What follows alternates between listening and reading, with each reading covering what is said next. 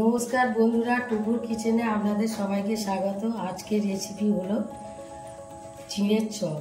আমার কি কি লাগছে: ভাজা বাদাম, দুটো বড় সাইজের আলু, দুটো পেঁয়াজ কুচোনো, 4টে লঙ্কা আর চিঁড়ে ধুয়ে রেখে দিয়েছি। চলো শুরু করা যাক।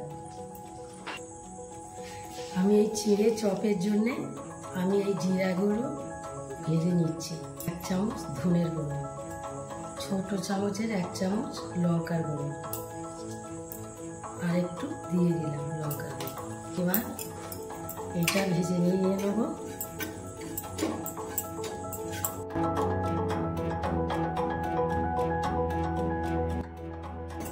আমার ভাজা হয়ে গেছে, এবার নামিয়ে নেব।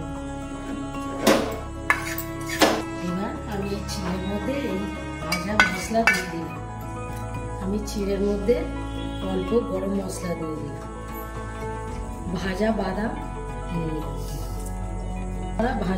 দিয়ে দিলাম, পেঁয়াজ কুচোনো আর লঙ্কা কুচোনো দিয়ে দিলাম,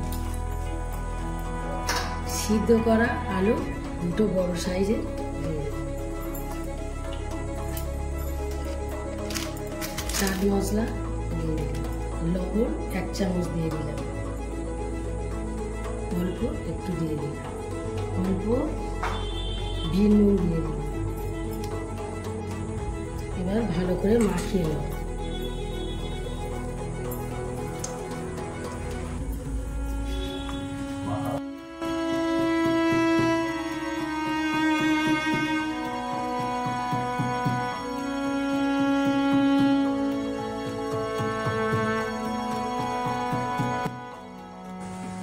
আমি 1 চামচ ছাতু দিয়ে দিলাম, আর 1 চামচ দিয়ে দিলাম।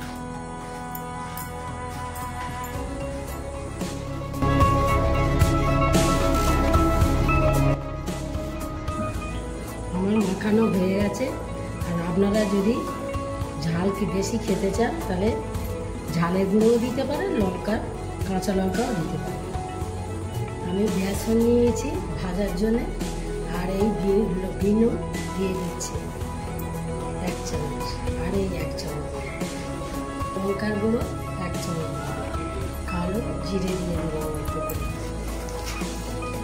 অল্প করে কালো জিরে দিয়ে দেবো। এবার জল দিয়ে মাখিয়ে নেব ভালো করে ভাজার জন্য।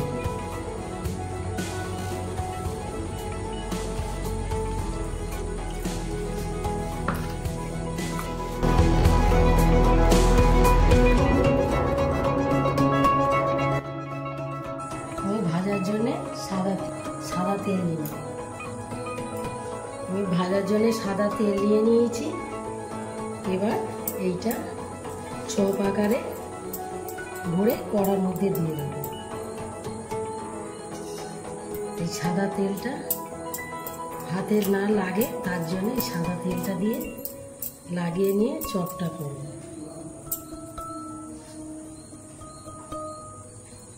আমি এই বেসন গুলে নিয়েছি, এর মধ্যে দিয়ে কড়ার তেল গরম হয়ে গেলে একটা একটা করে ছেড়ে দেব।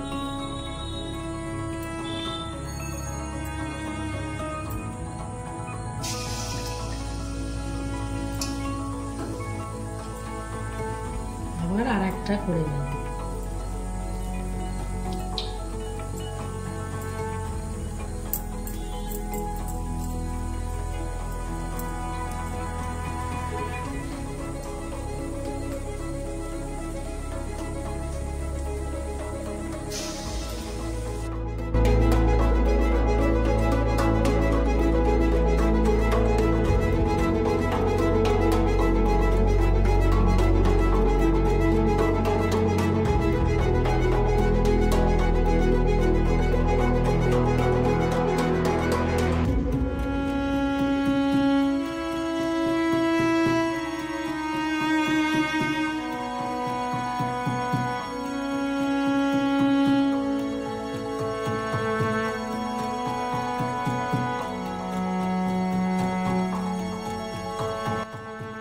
এই চপ হয়ে গেছে, এবার তুলে নেব।